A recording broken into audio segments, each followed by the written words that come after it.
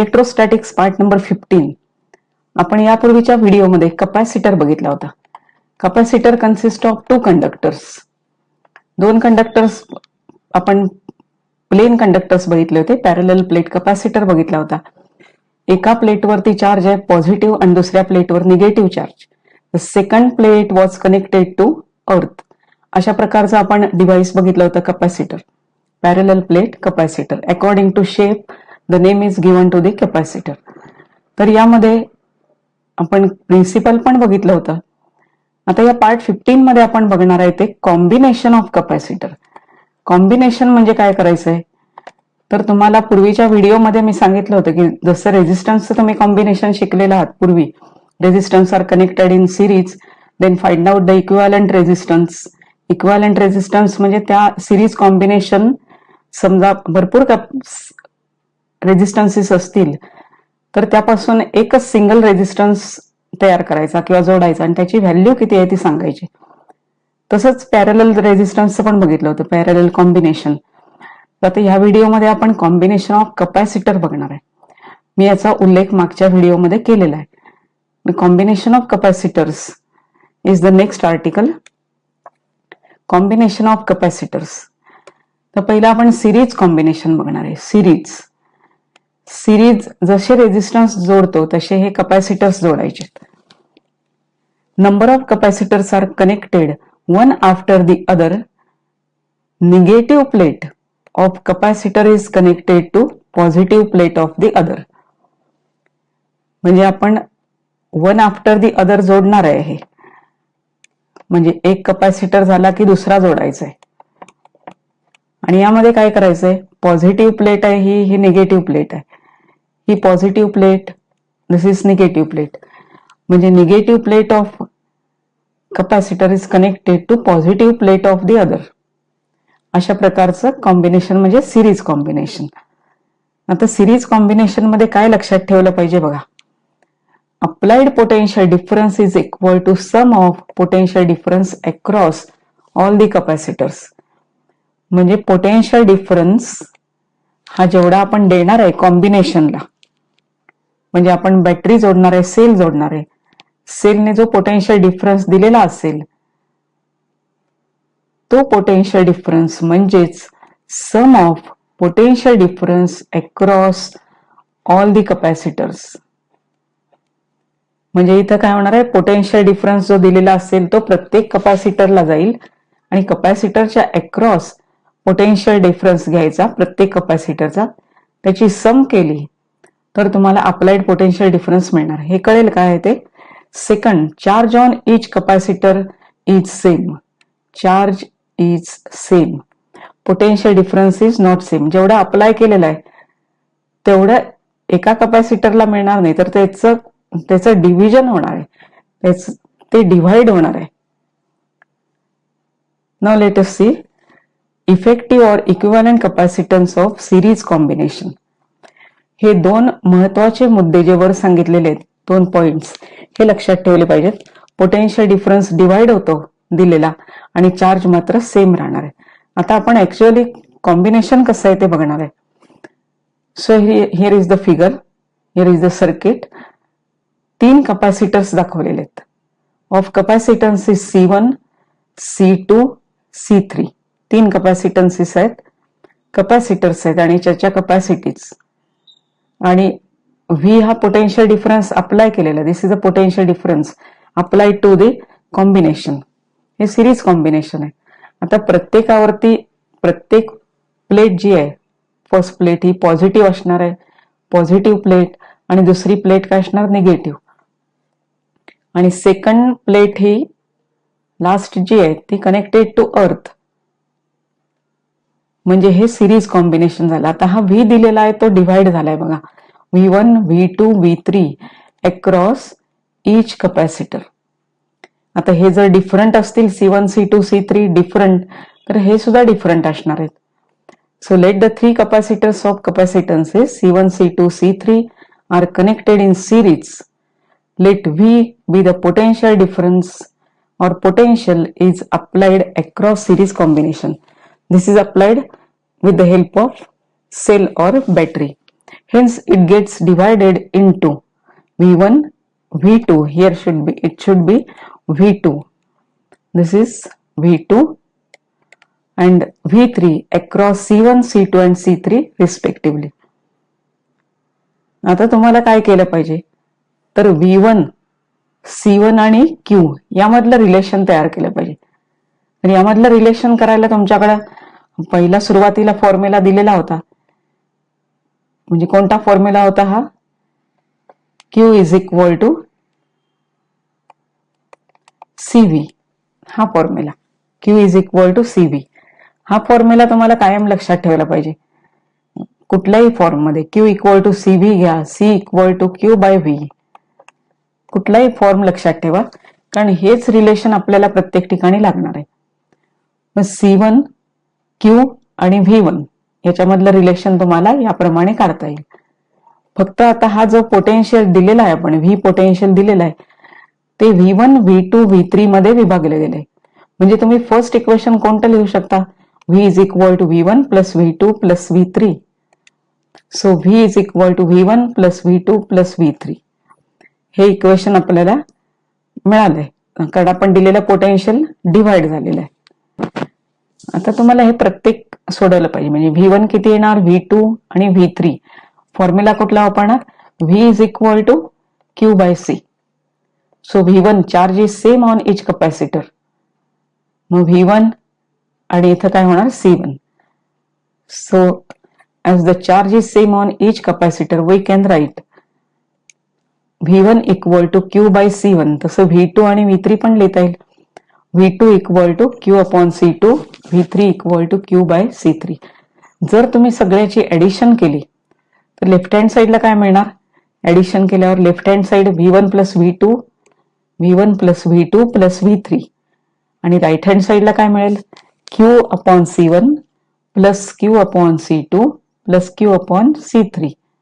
यातला कॉमन काढता येईल Q आणि बाकीची टर्म आपल्याला ब्रॅकेटमध्ये लिहिता येईल. 1 बाय C1 होणार, 1 बाय C2 होणार आणि हे 1 बाय C3 होणार. So V is equal to Q 1 by C1 plus 1 by C2 plus 1 by C3. आता याच्या पुढची स्टेप. आता ही पुढची स्टेप म्हणजे काय करायचं? आपल्याला इक्विव्हॅलंट कॅपॅसिटर घ्यायचं आहे. इक्विव्हॅलंट कॅपॅसिटर कशाला म्हणतात? Equivalent capacitance. Let equivalent capacitor of capacitance CS is connected across potential difference V. Equivalent म्हणजे समजा जर आपल्याकडे कॅपॅसिटर्स हे जोडलेले आहेत. समजा आपण दोनच कॅपॅसिटर जोडले. आताच्या डायग्राम मध्ये आपण 3 जोडलेले आहेत. तर हा समजा C1 हा C2 सिरीज मध्ये जोडलेले आहेत. Plus minus. तर ह्या दोनच्या ऐवजी याचा इफेक्टिव्ह असा सिंगल जोडायचं. इफेक्टिव्ह सिंगल कॅपॅसिटर त्यालाच म्हणतात इक्विव्हॅलंट कॅपॅसिटर. पण हे दोन काढून ज्या वेळेला तुम्ही एकच जोडणार, एक सिंगल जोडणार, त्या सिंगलचा इफेक्ट आणि ह्याचा सिरीज मधला इफेक्ट सेम असला पाहिजे. म्हणजे हे दोन रिप्लेस करून तुम्ही हा ठेवणार आहे CS. बाकीचं काही रिप्लेसमेंट होणार नाही. दोनच्या ऐवजी हा एक आला पण याची व्हॅल्यू ह्याचा कॅपॅसिटन्स हा दोघांचा मिळून जेवढा सिरीज मध्ये होईल तेवढा असला पाहिजे. मग याची व्हॅल्यू काय असणार? CS is equal to C1 plus C2 असणार का वेगळी असणार? ते आपण ह्या पुढच्या आर्टिकल मध्ये बघायचंय. Suppose this is connected. CS is connected by replacing 3 capacitors. 3 capacitors काढले आणि त्याच्याऐवजी हा एकच जोडलेला आहे. Plus Q charge minus Q charge plate वरती राहणार. सेकंड प्लेट आहे ती अर्थिंग. म्हणजे आपण बाकी काही सिच्युएशन बदललेली नाही. फक्त एकच कॅपॅसिटर जोडलेला आहे. Of capacitance CS. Now find out relation of CS with these 3 कॅपॅसिटन्सेस. कारण आपण 3 घेतलेत म्हणून 3. तर याचं इक्वेशन आपल्याला लिहिता येईल आता Q, CS आणि V मधलं. जसं आपण Q, C1 आणि V मधलं लिहिलेलं आहे तसंच हे इक्वेशन काय येणार? V equal to Q by CS. आता V हा पोटेन्शियल डिफरन्स बदललेला नाही. पूर्वीच्याच सर्किटमध्ये जो होता तोच आहे. So this V is nothing but Q into 1/C1 plus 1/C2 plus 1/C3 हे इक्वेशन आपल्याला मिळालेलं आहे. Equal to Q/CS. म्हणजे फक्त व्हीच्या जागी आपण हे पुटअप केलेलं आहे, कारण व्ही हा पोटेन्शियल डिफरन्स चेंज झालेला नाहीये, कारण तो सेल आहे, तो आपण बदललेला नाही.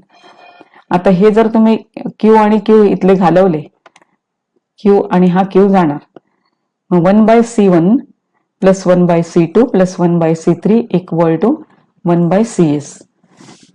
So this is the equivalent capacitance given by this formula.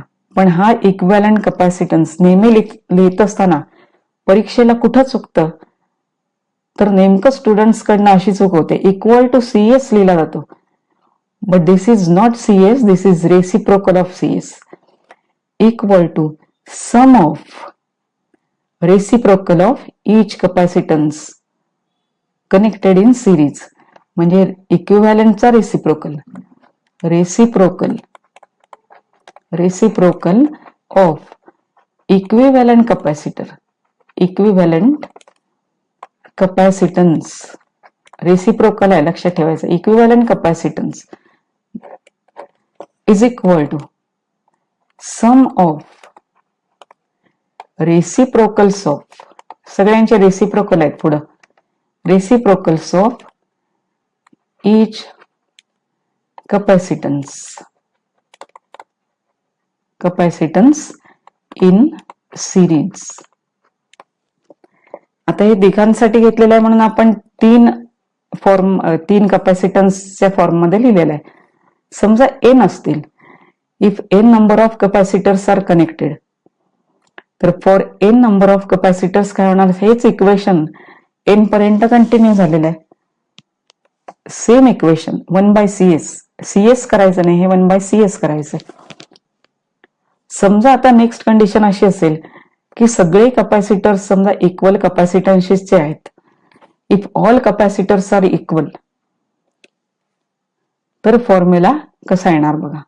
All capacitors equal म्हणजे 1/CS equal to 1/C plus 1/C, असं शेवट कुठली टर्म येणार, अशा एन टर्म्स राहणार, एन टर्म्स. मग सगळ्यांची तुम्ही ऍडिशन केली तर काय मिळणार, n/C मिळणार. So CS is equal to C/N. जर इक्वल असतील तर आपल्याला हे इक्वेशन लिहिता येतं. म्हणजे काही वेळेला न्यूमरिकल्स मध्ये हा फॉर्म्युला उपयोगी पडतो. When the all capacitors are equal, then what is the equivalent capacitance. Direct तुम्ही हा फॉर्म्युला घेऊ शकता, CS is equal to C/N. हा फॉर्म्युला आपण लिहू शकतो. आता parallel combination, capacitors in parallel मध्ये काय करणार आहे बघा. Positive plates of each capacitor are connected to common point which is joined to positive terminal of source of potential difference, while negative plates are connected to other common terminal. म्हणजे काय करायचं आपल्याला, सर्व पॉझिटिव्ह प्लेट्स एकत्र करायच्या आणि त्या कुठे जोडायच्या आहेत, तर ज्या ठिकाणी सोर्सचा पॉझिटिव्ह टर्मिनल आहे, म्हणजे सोर्स ऑफ पोटेन्शियल डिफरन्स म्हणजे बॅटरीचं पॉझिटिव्ह टर्मिनल आहे, तिथं सगळ्या तुम्ही पॉझिटिव्ह प्लेट्स जोडायच्या. आणि जे निगेटिव्ह टर्मिनल राहिलेलं असणार बॅटरीचं, तर त्या ठिकाणी बाकीच्या प्लेट्सचं म्हणजे निगेटिव्ह प्लेट्सचं कॉमन टर्मिनल जोडायचं. Now remember these 2 points. First point, potential difference across each capacitor is same as that of source. Series मध्ये काय झालं होतं, सिरीज मध्ये झालं होतं पोटेन्शियल डिफरन्स बदलला होता. आता इथं पोटेन्शियल डिफरन्स सेम राहिलेला आहे प्रत्येक कॅपॅसिटरच्या अक्रॉस, आणि चार्ज डिफरंट झालेला आहे. Charge is different, charge different, potential difference same.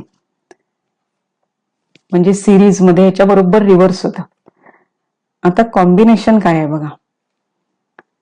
C1, C2, C3 तीन कॅपॅसिटर्स आहेत, यांची सगळ्यांची एकत्र केलेली इथे इथे या पॉइंटला, ए पॉइंटला, आणि ते कुठे जोडलेले आहेत, पॉझिटिव्ह टर्मिनल ऑफ बॅटरी.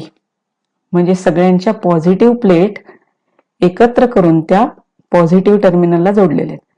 आणि सगळ्यांच्या निगेटिव्ह प्लेट काय केलेल्या आहेत, एकत्र करून निगेटिव्हला जोडलेल्या आहेत आणि कनेक्टेड टू अर्थ, अर्थिंग असणारच आहे. हे झालं पॅरलल कॉम्बिनेशन. आपल्याला तसंच स्टडी करायचं. मग प्रत्येक वेळेला कुठला फॉर्म्युला लागणार आहे, हा फॉर्म्युला डिफरंट फॉर्म मध्ये लागणारच आहे. सुरुवातीला आपण V1 काढलं होतं, V1 is equal to Q by C1 असं काढलं होतं. आता इथं काय आहे, V सेम आहे, Q1 आणि C1. म्हणजे आपल्याला काय लागलंय आता ह्याच्यामध्ये, Q चार्ज डिव्हाइड झालेला आहे, Q1, Q2, Q3. Charge on each capacitor is different, so it is divided, Q is divided. म्हणजे पहिलंच इक्वेशन काय येईल, Q जो इथं आलेला आहे, इथं चार्ज आला समजा Q ह्या पोटेन्शियल कडनं, म्हणजे ह्या बॅटरीकडनं चार्ज आलेला आहे Q, तो डिवाइड झाला, Q1 मध्ये डिवाइड झाला, Q2 आणि Q3 मध्ये डिवाइड झाला. So our equation will be all capacitors have same potential difference V, but the charge provided by source will be distributed to each capacitor according to capacitance. Capacitance प्रमाणे प्रत्येकाला charge मिळणार आहे. So Q1 is equal to C1V, Q2 is equal to C2V, Q3 is equal to C3V. Q1 plus Q2 plus Q3, Q divide झालेला आहे, मग यांची addition केली पाहिजे. Q equal to Q1 plus Q2 plus Q3 divide झालेला आहे charge. अगदी सोपी इक्वेशन्स आहेत. चार्ज डिव्हाइड झालाय, तिकडे पोटेन्शियल डिव्हाइड होतं. चार्ज डिव्हाइड झाल्यामुळे प्रत्येक चार्जचं तुम्हाला इक्वेशन लिहिलं पाहिजे. सिरीज मध्ये काय केलं होतं, पोटेन्शियल डिव्हाइड झालं होतं, म्हणून पोटेन्शियलची इक्वेशन्स आणि कॅपॅसिटन्स यांच्यामधलं आपण रिलेशन लिहिलं होतं. आता इथं Q1 आणि C1 मधलं relation. So put this values, Q1 equal to C1V, Q2 equal to C2V, Q3 equal to C3V. Common काय निघणार आहे, V कॉमन निघणार, C1 plus C2 plus C3 हे इक्वेशन आलं. तिथं पण आपण कॉमन काढून लिहिलं होतं, तसंच इथं पण लिहिलेलं आहे. तिथं V चं इक्वेशन होतं, इथं Q चं इक्वेशन आहे. जो बदललेला आहे त्याचं इक्वेशन तयार होतं. Q हा डिवाइड झाला, तिथं V डिवाइड झाला होता. आता यामध्ये पुन्हा इक्विव्हॅलंट कॅपॅसिटन्स पाहिजे. Let equivalent capacitance of capacitor of capacitance CP, तिथं CS घेतलं, S स्टँड्स फॉर सिरीज आणि P स्टँड्स फॉर पॅरलल. तशाच पद्धतीचं सर्किट, फक्त नाव काय दिलेलं आहे, पण CP दिलेलं आहे. CP is the name. तरी यामध्ये आता काय होणार आहे बघा, तिघांमधलं पुन्हा आपल्याला रिलेशन लिहिलं पाहिजे, म्हणजे Q, CP आणि V मधलं relation. So CP is equal to Q by V, म्हणजे Q इज इक्वल टू काय येणार, CP into V. Q is equal to CP into V, आणि Q चं रिलेशन आत्ता लिहिलेलं आपण, हे रिलेशन लिहिलं होतं. V ब्रॅकेटमध्ये C1 plus C2 plus C3 equal to CP V. So V get cancel आणि इक्वेशन काय राहणार, C1 plus C2 plus C3 equal to CP.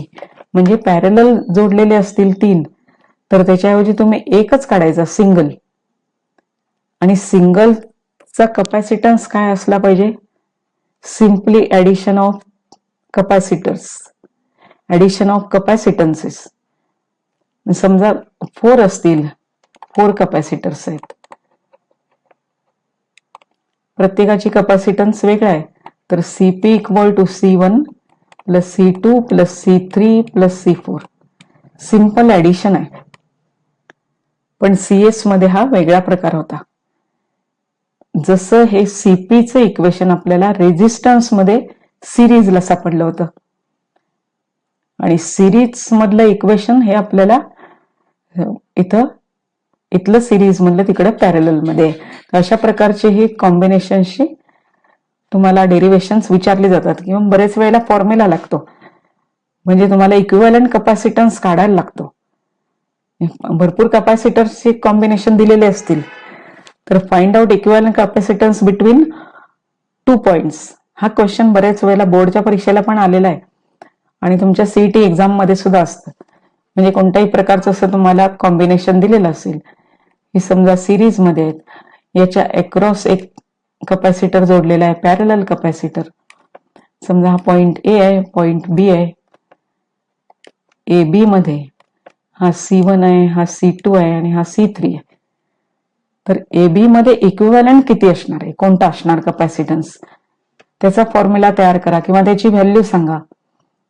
तर हे दोन सिरीज मध्ये आहेत आणि हा सिरीज कॉम्बिनेशनला तुम्ही रिप्लेस करायचंय. म्हणजे थोडक्यात काय करायचंय, हे जे सर्किट दिलेलं आहे इथं, दिस इज द सर्किट, हे सर्किट रेड्यूस करायचंय, रिडक्शन करत जायचं, रेड्यूस करायचं. रेड्यूस करायचं म्हणजे या दोघांच्या ऐवजी एक कपॅसिटर टाकायचं. मग तो कपॅसिटर आणि हा कपॅसिटर C3 पॅरलल होणार, त्याच्याऐवजी एक कपॅसिटर, म्हणजे 3च्या ऐवजी 1 झाला. पण 1 ची व्हॅल्यू काढत असताना तुम्हाला हे कॉम्बिनेशन लक्षात घ्यायला लागेल. आता हाच फॉर्म्युला CPचा जो आहे तो N साठी कसा लिहिला जाईल, if there are N capacitors, direct addition. समजा इक्वल असतील, all capacitors are equal, then CP is equal to NC multiply by N, तिकडं होतं N/C, अशा प्रकारचं. CS मधलं इक्वेशन आणि CP मधलं इक्वेशन, CS मध्ये काय होतं,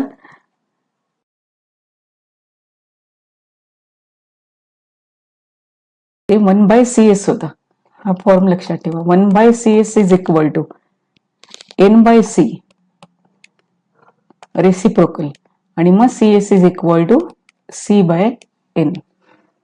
हा रेसिप्रोकलचा फॉर्म लक्षात ठेवल्यावरती आपल्याला हे सोपं पडतं. कायम लक्षात ठेवा, रेसिप्रोकल मध्ये मिळणार, मग त्याचं तुम्ही CS काढायचं. अशा प्रकारची कॉम्बिनेशन्स वरती एक्झाम्पल्स तुम्हाला येतील. आता आपण बघणार आहे तो पॅरलल प्लेट कपॅसिटरचा कपॅसिटन्स फॉर्म्युला. आता हा तर तुम्हाला फॉर्म्युला ऑलरेडी माहित झालेला आहे, C is equal to Q/V. Capacitance does not depend on Q and does not depend on V, कारण हा रेशो आहे.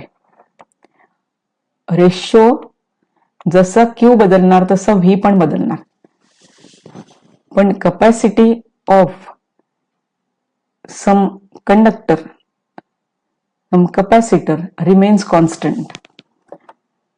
तुम्ही कुठलाही एक कपॅसिटर सिलेक्ट केला, म्हणजे हा कपॅसिटर तयार केला, तर ही व्हॅल्यू याची आहे ती कॉन्स्टंट झाली.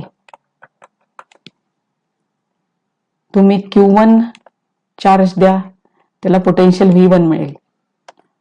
Q2 चार्ज द्या, पोटेन्शियल V2 येईल. पण Q1/V1 इक्वल टू Q2/V2 असणार. मग हा कपॅसिटन्स कशावरती डिपेंड आहे, तर हे जे कंडक्टर्स वापरलेले आहेत ते कंडक्टर्सचा shape size,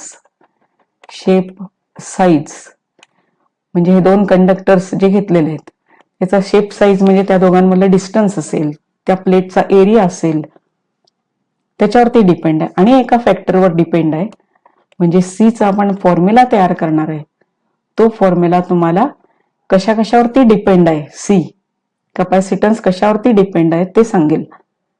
so let us derive that formula. Capacitance of parallel plate without dielectric medium between the plates. Parallel plate capacitor आहे हा, parallel plate capacitor.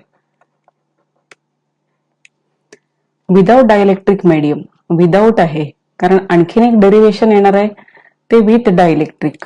Without dielectric थोडं सोपं आहे, म्हणजे प्लेटच्या आतमध्ये कोणतेही डायइलेक्ट्रिक मीडियम नाही आहे. दोन प्लेट्स तुम्हाला समोरनं दिसतील, ते सिंगल लाईन दिसेल, ऍक्च्युअली ह्या प्लेट्स आहेत. This is the another plate.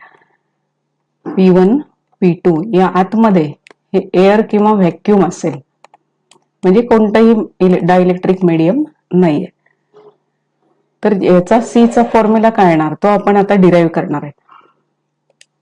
Parallel plate capacitor consist of two thin conducting plates. या थिन कंडक्टिंग प्लेट्स आहेत, इच हॅव्हिंग एरिया A. प्रत्येकाचा area of each plate is A. Charge प्रत्येकावरती same आहे, एकावरती plus आणि दुसऱ्यावरती minus. म्हणजे ही diagram आपल्याला पूर्वी समजलेली. इन्सुलेटेड फ्रॉम इच अदर म्हणजे त्या दोन्ही एकमेकाला अट्रॅक्ट होणार नाहीत. Insulated from each other. When plus q is the charge given to plate P1, minus q charge will induced on the plate P2 connected to the earth. हे आपल्याला माहिती आहे. P1 याला प्लस चार्ज दिला आणि त्याच्या जवळ ही प्लेट आणली तर ह्याच्यावरती आणि ही काय केलेली आहे, अर्थिंग केलेलं आहे. मग इथलं आतल्या बाजूला काय चार्ज होणार आहे, हा सगळा इकडे शिफ्ट होणार आहे आणि इथं मायनस चार्ज असणार आहे. So outside there is no electric field, but inside the two plates there is a electric field. So this is a figure. P1 P2 plates काढलेले आहेत. त्या दोघांच्या मधलं इलेक्ट्रिक फील्ड दाखवलेलं आहे from plus to minus. Plus पासून minus कडे field आहे. प्रत्येक चार्ज प्लेटचा एरिया दाखवलेला आहे A. Outside field is 0. E equal to 0. Here E equal to 0. Let D be the distance between the two parallel plates. Parallel plates मधलं distance किती आहे, D आहे. D is the distance. Outside the plates the electric field is 0. कारण सगळे आतमध्ये charges आहेत, आतमध्येच field आलेलं असणार आहे. समजा जरी तुम्ही अर्थिंग धरलं नाही, अर्थिंग केलेलं नाही, तर सेकंड प्लेट कशी आणली पाहिजे, तुम्हाला निगेटिव्ह प्लेट आणली पाहिजे. म्हणजे ही समजा एक पॉझिटिव्ह प्लेट आहे, याच्यावरती charge positive is a positive plate आणि दुसरी कोणती आणायला लागेल, निगेटिव्ह प्लेट आणायला लागेल, तरच तो कपॅसिटर तयार होईल. सेकंड प्लेट इज निगेटिव्ह म्हणजे हे याच्यावरती चार्ज असणार निगेटिव्ह. तर आतमध्ये फील्ड राहणार, पण बाहेरच्या बाजूला म्हणजे आउटसाइडला दिस इज अवे आणि निगेटिव्हचं टुवर्ड्स प्लस चार्जचं अवे म्हणजे हे दोन्ही एकमेकाला कॅन्सल करतात. So outside field E equal to 0. E equal to 0. इनसाइडला तेवढं फील्ड असणार आहे. So the electric field between the plates is due to two thin charge plates. Inside जे फील्ड आहे, हे इनसाइड प्लेट फील्ड ते या प्लेटमुळे असणार आहे, या प्लेटमुळे असणार आहे. आणि या दोन्ही प्लेट्स कशा आहेत, जवळ आहेत. म्हणजे डी हा खूप स्मॉल आहे असं कन्सिडर करा. Separation between the two plates is very very small. खूप कमी आहे, डिस्टन्स आहे खूप कमी आहे. म्हणजे थिन शीटचं जे इलेक्ट्रिक फील्ड आहे, थिन शीट आपण इलेक्ट्रोस्टॅटिक्सचा पार्ट नंबर 3 जो बघितलेला आहे, ते due to thin sheet just outside किती इलेक्ट्रिक फील्ड असतं हे बघितलेलं आहे. जस्ट आउटसाइड दोन्ही बाजूला. पण आपण आता फक्त आतल्या बाजूला बघतोय कारण बाहेरच्या बाजूला फील्ड 0 आहे. तर हा फॉर्म्युला आपल्याला पूर्वीच झालेला आहे, पण इथं दोन प्लेट्स साठी लिहिला पाहिजे. Electric field intensity plus away आणि टुवर्ड्स निगेटिव्ह म्हणजे due to plate P1 intensity. हे व्यवस्थित बघा, हे समजलं पाहिजे. ड्यू टू प्लेट P1, हे P1 आहे, याच्यावरती चार्ज काय आहे, प्लस आहे. ही शीट आहे, याचं फील्ड काय असणार आहे, अवे फ्रॉम द चार्ज. दुसरी प्लेट कोणती आहे, P2, याच्यावरती चार्ज कुठला आहे, मायनस. याचं फील्ड टुवर्ड्स.